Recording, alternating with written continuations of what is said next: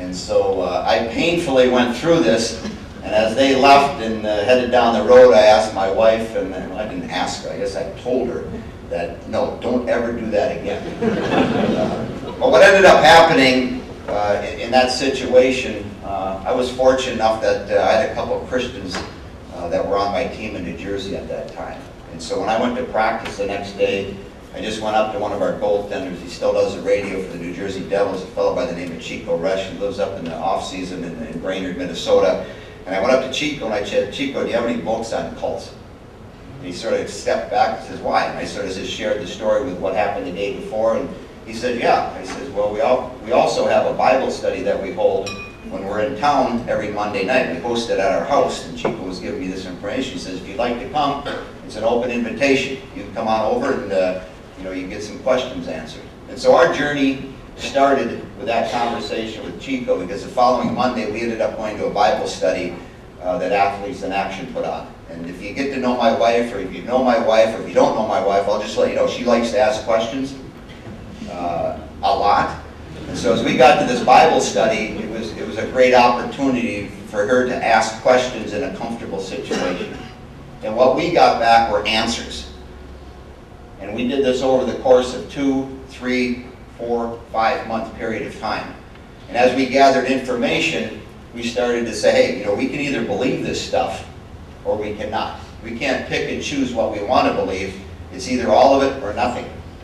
And so it's interesting, because after about 4 or 5 months of getting an opportunity to ask questions in a real warm setting, within about a week or 10-day period, both my wife and myself committed ourselves in separate venues to Christ. And that was in the middle, latter 80s, so a long time ago. And you'll hear people tell their different stories over the course of time, and what a huge impact. Immediately they had lightning bolt hit and all this. And so for us, it was subtle. It was subtle. It's no different than when babies come out. You start to do things slowly, and then you build up. I can't run before I walk. And so our walk with Christ began in the middle 80s, and I can tell you for a fact, the last period of time, over the last 25 to 30 years, the impact that he's had on us has been huge. A couple examples would be in the early 90s. As I mentioned, my dad passed away in the early 90s, but I happened at that time, I had finished my NHL career and I was playing over in Europe. And all of a sudden the phone rings at 2:30 in the morning, and usually, and we have kids, and the phone rings at that time, usually it's not a good thing. And so all of a sudden the phone rings, and I'm 15 hours away, and I get a phone call from the Pittsburgh hospital from a doctor telling my dad's having brain surgery, and they don't know if he's going to live. And so it was interesting, because here, the previous spring, coaching the Pittsburgh Penguins, he had just won the Stanley Cup. He had taken Mario Lemieux, Jaromir Jagr, a franchise that hadn't made the playoffs 7 of the last 8 years, and they won the Stanley Cup, probably the most difficult trophy to win in all of pro sports. And he was a champion in June, and he was hoisting it. I happened to be at the game in Minnesota when they clinched it. And I had seen him win NCAA championships with Wisconsin, but I didn't see the smile that I saw that afternoon up in Minneapolis the same way, because it was gigantic. It was huge. He was at the top of the mountain.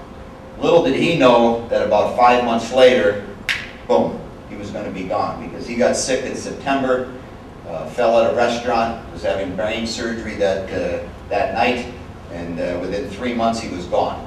That's how quickly life can change, and that's how quickly life changed for him, obviously, for my mom, and certainly the people that were close to him. He wasn't in Pittsburgh but 8 months, maybe 9 months. Hey, was he successful? Absolutely. He won the Stanley Cup. But did he leave a significant impact on a community? Without a doubt. If you go to Pittsburgh today, they've still got signage about him. They'll talk about it.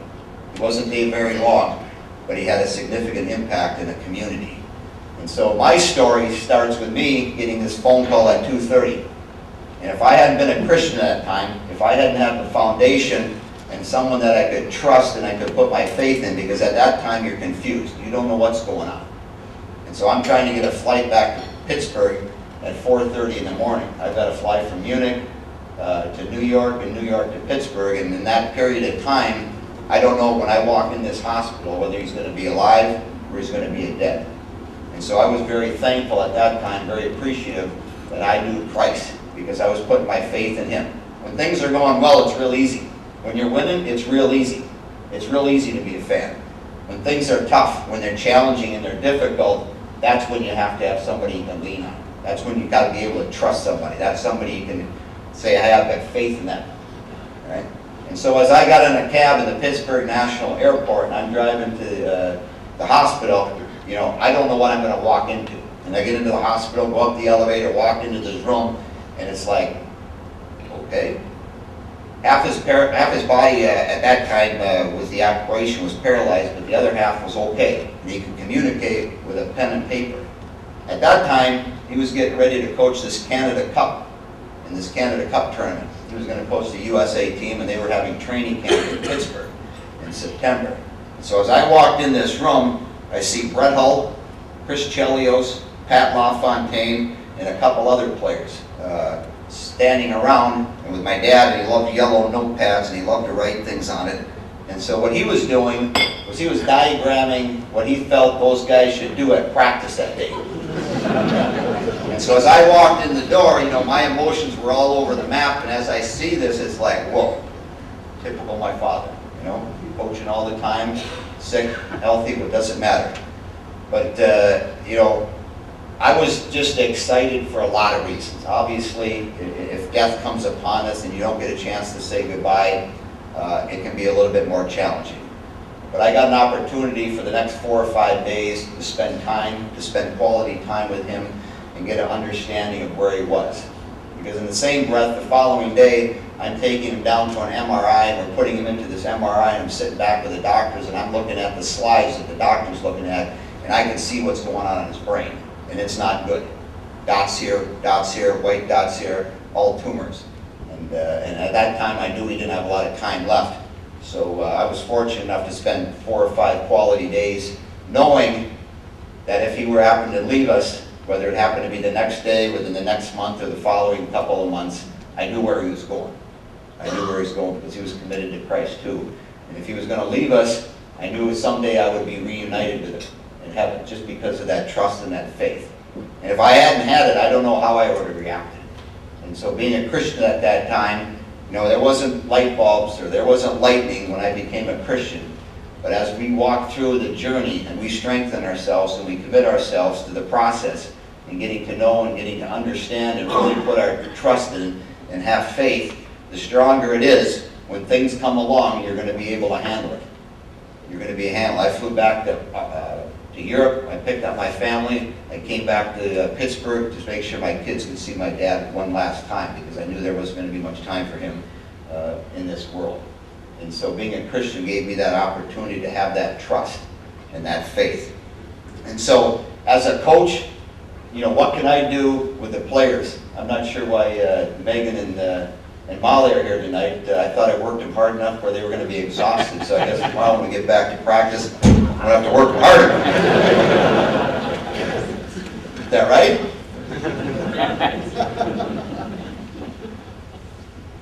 But as world-class athletes, and you deal with them now, you talk about commitment, you talk about being passionate for what they do, and part of what we have to do as coaches, and equally as important as athletes, and I think equally as important as parents, is you have to have the discipline to do things the right way. You know, we can talk about integrity, and we can put up lists about what it means, and we can develop this character, but those are things that money can't buy you.